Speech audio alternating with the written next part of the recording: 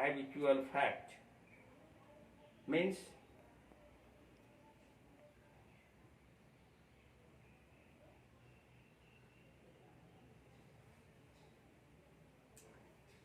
if in the subordinate clause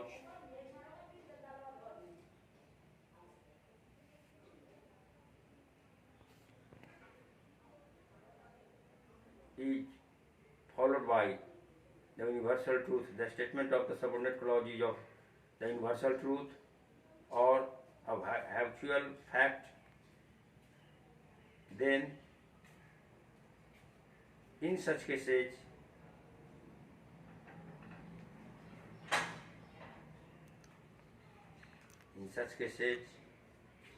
the verb of the subordinate clause may be of in any tense, in spite of being the verb in past tense of the principal clause. So it is essential to remember, the students, at the time of writing English, that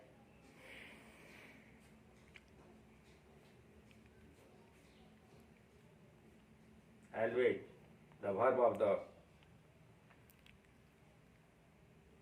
subordinate clause bearing the meaning of universal truth, habitual fact,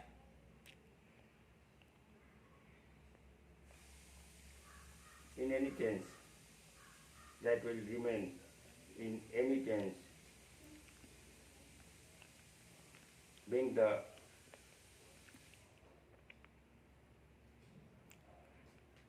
tense of the verb of principal clause in past tense. So it is quite clear from this statement. For example, he learned from experience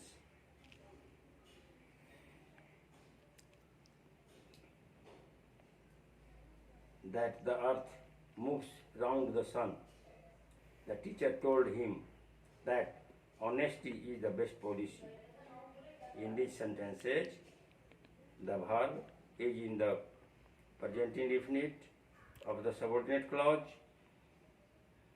but the verb of the principal clause is of the past tense.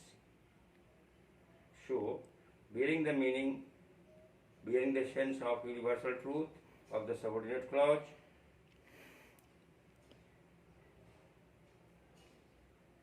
in such cases,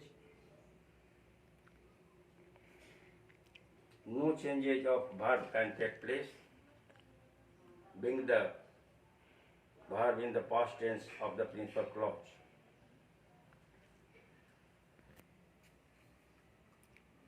Exception: when the subordinate clause is introduced by then,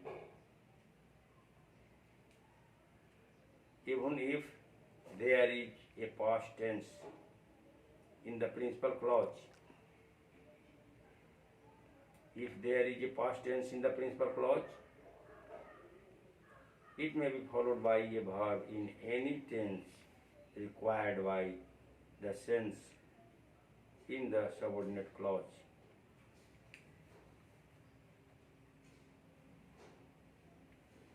For example, I worked hard, then you do, you did, you will do. Here, the subordinate clause is in present, past and future tense. So, following these rules, always try to write English correctly. Now come to the second point.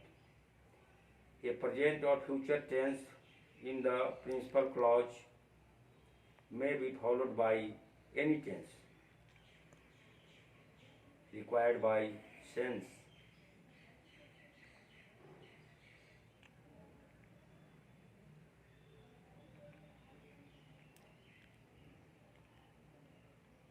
For example, you know that the story was not true.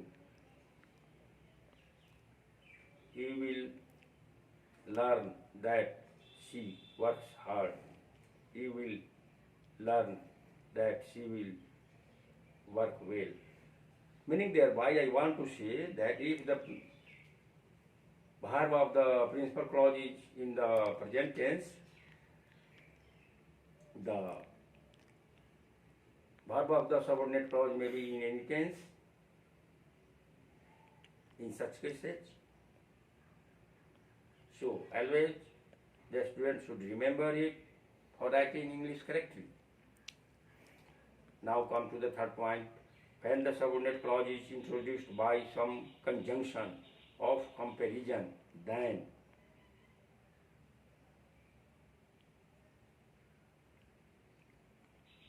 any tense can be followed by any tense.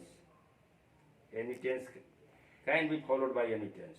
For example, he likes you better than he likes me. Comparative sense. This sentence shows the comparative sense, and in the comparative form also. He liked you better than he likes me.